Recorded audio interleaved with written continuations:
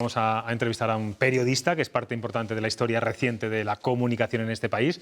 De hecho, durante 50 años ejerció el periodismo en la primera línea y seguramente su cara sea también muy conocida por sus columnas de opinión y sobre todo por sus intervenciones en las tertulias televisivas. Bueno, unas colaboraciones, las televisivas, que llegada la pandemia ha decidido abandonar. Ahora le preguntaremos el motivo. Bueno, pues bien, él es Antonio Pérez Henares, más conocido en la profesión como Chani. Ha escrito un libro, un ensayo, Tiempo de hormigas, lo tengo aquí en mis manos, en el que alerta de que a día de hoy somos menos libres que en los años 80 o 90 a la hora de opinar, y la verdad es que se mete en todos los charcos posibles. Nos escucha desde Madrid. Buenas noches, compañero. ¿Qué tal? Muy buenas. Encantado de saludaros a todos. Bueno, lo primero, ¿por qué nos has privado de tus opiniones e intervenciones en las tertulias de la televisión? No. Bueno, eso está bien claro. Casi lo estaba diciendo. Lo dije, mira, el día 5 de marzo, en La Sexta, yo tenía información que teníamos todos de lo que estaba sucediendo allá en España, y un gobierno mentiroso e insensato ocultaba. Decidí que no iba a participar más en esa ceremonia de ocultación y me fui. Yo siempre he tenido la pasión de la literatura. Este es un libro de ensayo, pero hay detrás de él 30 y tantos más y novelas, y decidí este es el momento. Y ahora, cuando os oí hablar, es que yo tengo una idea perfectamente clara y creo que al final caerá por su peso. Hemos tenido un gobierno mentiroso al principio, que sigue mintiendo, que le sigue ocultando a su población hasta el número de muertos. Yo no puedo entender cómo no es la primera pregunta que se le hace al presidente del gobierno por parte de los periodistas ante la contumacia en la mentira, ser pertinaz en la pregunta. Diga usted cuántos muertos hay en España. Yo creo que no podemos tolerar eso. Y en segundo lugar, la inutilidad absoluta.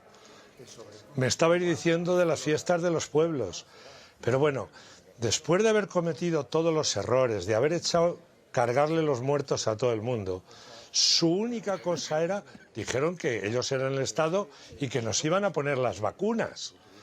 Llevan así desde diciembre y son incapaces de hacerlo, de vacunarnos a todos. O sea, si no podemos tener fiestas es porque estos inútiles, que lo único que tienen que hacer es traer las vacunas, ni las traen. Así de simple. Y en otros países sí las han traído. Europa ha sido un fiasco y España, yo es que te hablo con toda claridad. Creo que el gobierno español, y bueno, si antes fue el anterior ministro, lo puede hacer hasta bueno. Contabais eso, echarle la culpa que un tipo tenga que firmar qué vacuna le ponen. Pero hombre, yo sí me gustaría que hubiera fiestas en los pueblos, soy de uno, pero entiendo que no se puedan hacer, y la culpa es porque unos inútiles de gobernantes, cuya única obligación era vacunar a su población, son incapaces de hacerlo. Eso sí, nos hacen un plan para el año 2050. Antonio. Vaya usted a esparragar, señor. Bueno, en tu libro eres muy crítico con la clase política, lo estás siendo ahora mismo, sobre todo con la izquierda. Con los medios de comunicación hablas En estos momentos he sido crítico con el gobierno, yo no, con la clase política no. Ahora con el gobierno de la nación. Bueno, pero también tienes... Si quieres, hablamos de todos los otros. Eso, luego hablamos de los otros, si te parece. Hablas de que, bueno, que ha habido manipulación en ambos ámbitos, en los medios de comunicación, en la izquierda, que no han permitido contar bien las cosas, que ya no existe el periodismo canalla. Imagino que eres consciente de que este libro va a molestar a muchos compañeros de profesión. ¿Por qué no lo has publicado antes y lo haces ahora, cuando ya estás retirado? Bueno, lo he publicado cuando creo que el grado de manipulación y de control del gobierno ha llegado a unos extremos verdaderamente delirantes. Yo no conozco ni he conocido a lo largo de 50 años de profesión lo que se está haciendo con la prensa y el grado... Hombre, también he de decir, a lo mejor algunas cosas hasta podría variar al ver cómo compañeros en todos los ámbitos, en la prensa escrita, en la radio, en las teles, han logrado sacar la cabeza y decir lo que han podido y lo han dicho con voz clara y alta, pero reconocerás conmigo que ha habido toda una ceremonia y un control obsesivo por parte del gobierno de los medios de comunicación masiva, que son las grandes televisiones, para ocultar la realidad y a la opinión pública española. Pero si yo llegué a ver cómo un alcalde hacía una discomóvil cuando se estaba muriendo la gente a mansalva para que los niños en los balcones bailaran, y solo teníamos aplausos y no nos dejaron ver un ataúd, y parece que las lágrimas estaban prohibidas, pues claro que tengo que decir eso y decírselo también a mis compañeros, porque sin embargo los que habéis estado y habéis intentado por todos los medios decir la verdad, os han puesto a caldo. Y en el momento que ha habido algún periodista de primerísima línea a nivel nacional, ¿cuántas voces ya no le han llamado fascista? Porque parece que en España, en cuanto sacas y no tienes la opinión de lo políticamente correcto y de la progrecracia, eres facha, aunque has estado 8 veces detenido por Franco. Hay un capítulo que titulas El día en que se empezó a joder España, y escribes que todo comenzó el fatídico 11 de marzo con los atentados terroristas en Madrid, y llegas a decir que la sociedad española tuvo la más miserable reacción que se puede tener, y es que en vez de culpar a los asesinos, culparan al rival político. Es muy duro escribir esto, Antonio? Pero vamos a ver, tú fíjate cómo reaccionaron todos. El primero, Aznar, que en vez de delante de una catástrofe brutal, aquel día estaba yo en el primer café con mi amigo, de pronto tiene un lapsus, Piqueras, estábamos haciendo eso, o sea que fíjate si lo viví en... Y el comportamiento de Aznar fue deleznable, absolutamente. En vez de tener una posición de Estado, él pensó que había sido ETA y tal. El comportamiento después de la oposición fue exactamente igual de detestable. Vieron la oportunidad y se lanzaron a rodear las sedes del partido en el gobierno. Y finalmente a mí que no me cuenten milongas. Yo creo que delante de aquello y de aquella catástrofe, que lo que se tenía que haber hecho era suspender las elecciones y llamar a todos los líderes a Moncloa, el pueblo español le echó la culpa al gobierno. Si hoy todavía parece que en España no hemos tenido el atentado islámico más potente de la historia de Europa. Y eso me parece vergonzoso. Yo lo siento, Antonio, mucho. Cuando creo que hay que decir la verdad, pues la dices, y si la gente se enfada, es que a veces es importante que la gente se enfade, porque es que creo que se está tratando continuamente a la gente como si fueran, por un lado, tontos y por otro lado... Pero sí hemos convertido en referente de opinión pública al Napoleón de la telebasura. Bueno, decía antes que en tiempo de hormigas repartías también para todos. Hablas de la derecha, la defines como avara, corrupta, bravucona y cobarde, y a la izquierda, es verdad que reconoces que te sientes más decepcionado con la izquierda que con la derecha, también la tildas de mentirosa, clientelar, sectaria y traidora. Bueno, yo no sé si esto no tiene solución, porque... Sí, ¿te parece poco hoy, por ejemplo, la traición que le está haciendo a la Constitución y a España?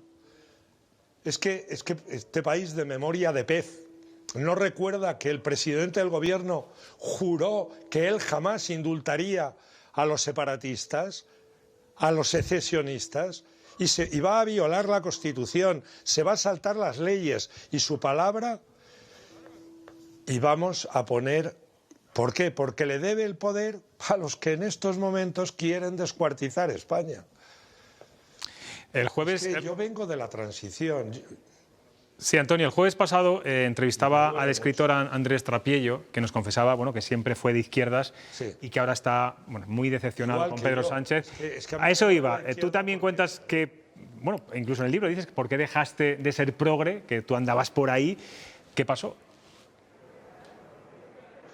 Pues eso vamos a ver, eso tengo que...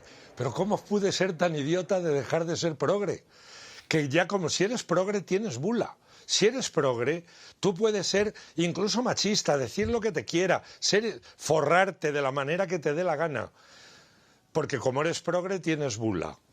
Pero como no, como de pronto dejes de ser de la progrecracia, o sea, de la teoría, de la teocracia progre, pues estás perdido. Te van a caer todas las que les van a empezar a caer al bueno de Andrés Trapiello, escritor fenomenal, por otro lado. ¿Por qué? Porque en realidad toda esta gente ni son de izquierdas ni Cristo que lo fundó. En estos momentos los políticos, y aquí te hablo de todos los políticos, mira, la patria de los políticos es su partido. Eso es lo que está sucediendo. Y eso, el interés general, aquellos políticos generosos en la transición, no en ceder, sino en llegar a puntos de acuerdo. Y sobre todo una cosa que es la que más me duele, que unas generaciones dejaron una España más libre, más reconciliada, donde el odio se había enterrado y el odio se ha vuelto a desenterrar. Y quien abrió la espita es un señor que se llama José Luis Rodríguez Zapatero. Y todos los mesías morados se han lanzado por ahí y el odio político ha vuelto a nuestra sociedad. Y eso me parece demoledor. Y hay que volver a la senda de los españoles reconciliados, que da igual que la ideología política no nos puede enfrentar, que hay muchísimo más de lo que nos une. Y ese es el camino que hay que volver a coger, porque el otro nos lleva a un desastre atroz. Antonio, tengo aquí a tres grandes periodistas de Castilla y León que también te van a formular una pregunta. Os voy a pedir brevedad a ambos. Joaquín Sánchez Torne, director del Diario de León. No le voy a hacer ninguna pregunta, yo voy a hacer una pequeña reflexión. Primero, hay dos cosas. Hay una diferencia absolutamente enorme entre la prensa nacional, las televisiones nacionales y la prensa local. La prensa local normalmente tratamos de contar la verdad independientemente de quién esté, porque entre otras cosas todos los días nos los encontramos por la calle. Y eso nos empuja a intentar contar la verdad y eso es lo que normalmente la prensa local hace. En cuestión de prensa, pues los periódicos no han recibido ni un solo duro en estos 14, 15 meses de pandemia, al contrario de lo que han hecho las televisiones nacionales, que sí han recibido, que es a lo que te referías. Y luego, otra pequeña reflexión. Claro, y suscribo totalmente todo lo que estás diciendo. Que te voy a llevar la contraria porque dices textualmente que los políticos, su patria es su partido. Ni hablar. Su patria es su cargo, porque todos conocemos que la mayor parte de las cuestiones... Es que el cargo ahora se lo da el partido. Ya, pero siempre resulta que los mayores ataques que recibe un político los recibe de su propio partido, por el cargo. Ya se sabe que es que la lucha por el cargo es muy fuerte. Claro. En fin, era una reflexión, no es una pregunta, porque bueno, sí, lo de las críticas a la política... Voy a aprovechar para que sea Sonia... Toda una cosa. Sí, Antonio. Sí, que le agradezco muchísimo por si se me ha entendido mal. Pues claro que muchos periodistas y muchos compañeros han hecho un ejercicio de dignidad periodística increíble, que además en un momento en que estaban siendo acotolados, pues algunos han sacado bravamente la cabeza en los sitios más difíciles. Yo te digo que la prensa escrita y la radio han tenido más facilidad, pero la presión tremenda era en las televisiones, unas por el control directo y las otras por sumisión. Sonia de Europa Press, Sonia Díaz, también te va a formular una pregunta. Sí, hola, buenas noches. Yo tenía curiosidad por saber un poco su opinión como escritor por el tan criticado y tan llevado y traído lenguaje inclusivo del que tanto se habla estos días. Niños, niñas, niñes, todos, todas, todes. No sé cuál es su opinión un poco sobre este asunto. Pues mira, firmamos un documento que por fortuna fue muy transversal. Yo lo encabecé junto con algunos miembros de Escritores con la Historia y de periodistas y de literatos de todo tipo, precisamente contra el ataque entonces de la ley Celaá, que se está haciendo a lo que es el tesoro mayor que tiene España, que es su lengua, que es el petróleo, y más que el petróleo, el uranio de España, que habla... no solo de hispana, de toda la hispanidad, 600 millones. Mira, yo hablo castellano en España, español en el mundo. Yo no hablo inclusivo. Yo, por respeto a mi lengua, a los escritores, a mi maestro del Ibes o a Abuelo Vallejo, a mis abuelos del común de la Tierra de Atienza, yo me niego a violar la lengua, y hacer estos delirios verdaderamente con perdón. Yo no sé si estamos en horario, gilipollas, porque es que hay que hablar ya con claridad. Pero vamos a ver. Yo te pongo un ejemplo. Coge el poema más hermoso del poeta que más quieras, de Miguel Hernández, y tradúcelo al lenguaje de estupidez tridimensional de Irene Montero. Y luego me cuentas que has dejado, por ejemplo, en qué trapajo has convertido a vientos del pueblo o andaluces de Jaén. O coge una novela de Delibes y la pones en políticamente correcto. Es una vergüenza que eso no se corte de raíz. Francia ya lo ha hecho, ya ha prohibido esa aberración del lenguaje inclusivo en los colegios. Por último, Rafa Daniel, del Economista. ¿Qué tal, Antonio? En primer lugar, bueno, coincido contigo en la crítica esa que haces a lo que supone lo políticamente correcto para la libertad de expresión. Aquí tenemos un ejemplo muy claro, ¿no? A nuestro presentador y director prácticamente le colgaron del patíbulo por hacer una entrevista a un alcalde y desde el mismo gobierno o partido en el gobierno pues le cayeron la intemerata, ¿no? Pero quería preguntarte, tú que has vivido la transición, que tienes una trayectoria política muy extensa, y periodística muy extensa, ¿tenemos unos políticos que con menor nivel que antes, ¿no? Algunos no pasarían el algodón para estar en los cargos en los que están? Solo hago una cosa, me quiere decir de los políticos que en estos momentos gobiernan España o están en la oposición, ¿qué han hecho además de trepar por sus partidos? ¿Qué han estudiado de verdad y en qué han trabajado? Cuando en Roma aquella gente se presentaba al consulado, decían, yo quiero ser el primer hombre de Roma. Y decían, ¿y por qué? Y dice, hombre, porque le he ganado la batalla a los cimbrios o a los teutones. He abierto las rutas comerciales de no sé qué. Soy el mejor del foro. ¿Alguno de estos han sido alguna vez el primero en algo? Hombre, es que cuando hablamos de ninis, podemos a veces mirar a los que pretenden dirigirnos, porque creo que hoy salía algo más de la presunta tesis doctoral del doctor Sánchez. En ningún país de Europa podría haber soportado semejante, porque vamos, es más claro que agua, que ni la escribió y que era todo refritos. Pues sin embargo, ese es uno. Pero mirar los otros, de verdad, ¿qué han hecho antes de ser políticos? ¿Saben alguna otra cosa que trepar por los partidos? No lo sé. Pues sí que conocía políticos, y ahí están, que han tenido ejecutorias y que me parece, en suma, creo que tenemos los peores en el peor de los momentos, y siento ser tan pesimista.